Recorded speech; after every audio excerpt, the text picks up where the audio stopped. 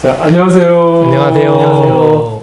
자, 고구마 같이 답답한 애매모호한 답변 말고 사이다처럼 뻥 시원하게 대답해 드리겠습니다. 네. 와. 뉴페이스. 안녕하십니까. 저 김건우 원장입니다. 많이 보셨죠? 스리생? 스리생으로 뜬 우리 권 원장님 오늘 오셨습니다. 뭐 간단히 소개를 먼저 해주시죠. 저는 영상의학과 전문이고요. 민트병원에서 인터벤션 치료를 담당하고 있습니다. 자, 오늘의 주제는 만성 골반통에 대해서 얘기를 하려고 합니다. 만성 골반통. 뭘 만성 골반통이라고 하죠? 우리 권 원장님? 이제 6개월 이상 원인을 알 수 없는 골반통이 지속되는 경우를 만성 골반통이라고 그러고요. 사실은 이제 산부인과 의사 입장에서 만성 골반통처럼 어려운 병이 없거든요. 어려워.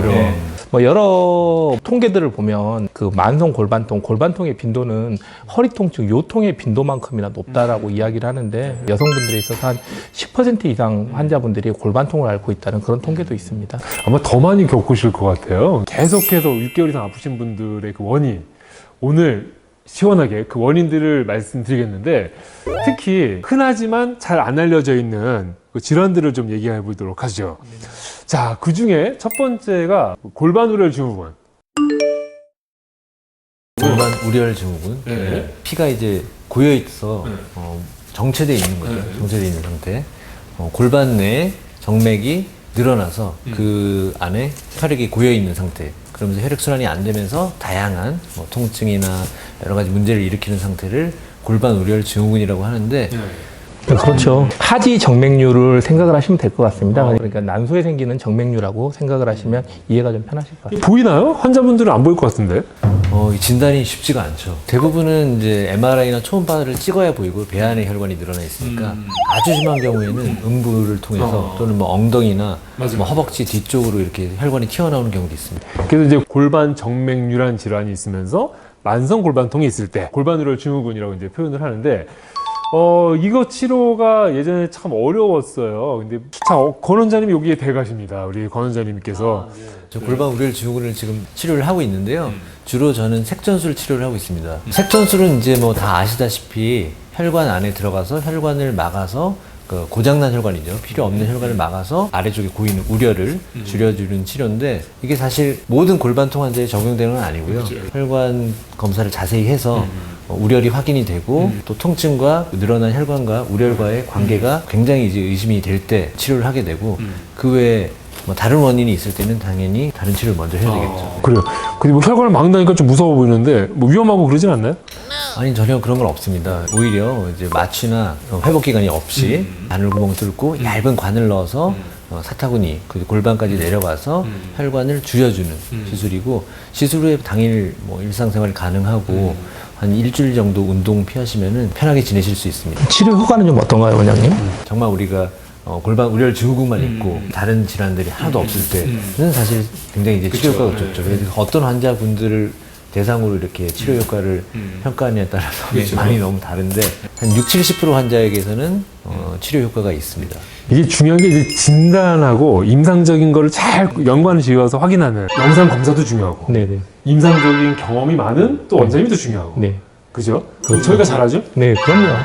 다른 원인들을 같이 봐주실 수 있는 또 부인과 대가 선생님이 계시고, 그리고 이제 혈관도 같이 보고 또 영상을 또 봐주는 선생님이 있고. 이게 서로 막 뛰는 느낌이 이러면 자, 그리고 또 하나가 이게 많이 안 알려져 있는 거기도 하고 좀 요즘에 관심이 가져지는 것 같기도 한데요. 신부내막증. 내막증에 대해서 먼저 사실은 설명을 드려야 되는데, 자궁에 있어야 될 자궁 내막이 생리 때 골반으로 내막이 흘러 들어가면서 자궁 이외에 자궁 내막이 자라나면 생기는 병을 자궁 내막증이라고 부르거든요. 주로 보통은 이제 난소에 많이 생기는데, 신부내막증은 뭐예요, 그럼? 난소에만 생기는 게 아니라 이제 그 난소로도 파고 들어가지고 골반 쪽으로 좀 파고 들어가게 되는데, 골반 깊숙이 파고 들어가게 되면 신부 깊숙이 파고 들어갔다 그래가지고 신부 내막증이라 그러는데, 그러다 보면 밑이 빠지는 것처럼 통증이 생기게 되는 그런 통증들이 오게 되는데, 이런 이제 신부 내막증들은 일반 초음파로는 쉽게 진단이 되질 않고 MRI로 진단이 되는 건데 MRI 같은 경우 워낙 고가의 검사다 보니까 일반적으로 초음파 검사를 먼저 하고 난 다음에 뭐 이상이 보여야 MRI 검사를 하게 되는데 뭐 초음파 이상이 없으니까 환자분들이 통증만 가지고 MRI 검사를 쉽게 하기가 힘든데 다행히 저희 민트병원 같은 경우는 MRI에 사실 강점이 있어가지고 신부내막증에 좀 접근이 좀 편한 좋은 점이 좀 있는 것 같습니다. 그래요. 골반우열 증후군도 밑에 빠지는데 이것도 빠지고. 신부내막증 때문에 밑이 빠지는지 골반우열 증후군 때문에 밑이 빠지는지 사실 임상 증상만으로는 좀 알기 어려운데 좀 자세히 환자들이랑 얘기를 하다 보면은 조금 이렇게 힌트를 얻어지는 부분이 있고요. 생리 주기랑 좀 관련이 더 있다든가. 아무래도 이제 내막증 같은 경우는 아까 말씀드린 것처럼 이제 생리랑 관련이 되다 보니까 이제 처음에는 주기적으로 통증이 오게 되는데 이런 통증이 좀 어려운 게 이제 만성적으로 유착이 오다 보면 이제 신경 주위에 유착이 되다 보면 신경을 건드리다 보면은 이제 생리랑 상관없이 이제 통증이 오게 되니까 이제 그 다음부터는 어려워지는데 그래도 이제 전문가들이 좀 진찰을 하고 MRI를 좀 주의 깊게 보다 보면 그런 유착들이 좀 보이게 되고요. 그리고 이제 경험이 많은 부인과 의사가 좀 진찰해 보면은 좀 이런 유착들이 좀 만져지거든요. 그래서 이제 이런 전문가들이 진찰을 하는 게 대단히 중요합니다. 골반우열 증후군은 이제 색전술로 이제 치료하는데 신부내막증은 어떻게 치료하나요? 일단은 의심을 하는 게 참 제일 중요하고요. 신부내막증이 맞다라고 판단이 되면 우선은 수술적으로 좀 제거를 좀 해주는 게 좋을 것 같아요. 수술 째나요? 배? 아니요, 요새는 경험 많은 선생님들이 많아가지고요. 개복을 하지 않고 이제 조그만 한 5mm 내지는 10mm 정도 되는 구멍을 잘 티도 안 나겠네. 그럼요. 이제 수술하고 나면 회복도 좀 빠르고요. 저희 민트가 장점이 이거잖아요. 그렇죠. 최소 침습. 최소 침습.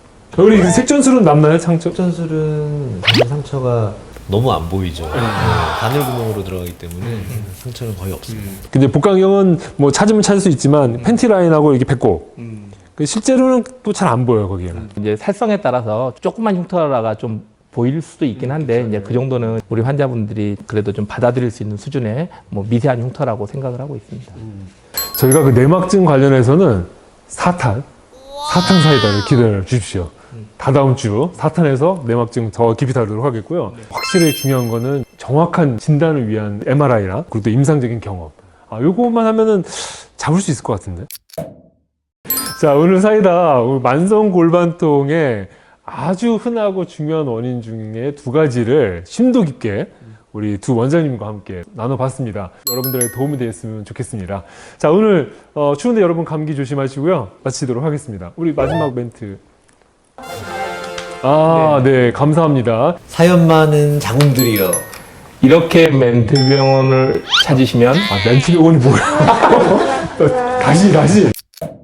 사연 많은 자궁들이여. 이렇게 민트병원을 찾으시면 됩니다. 다른 방법이 없어요. 네.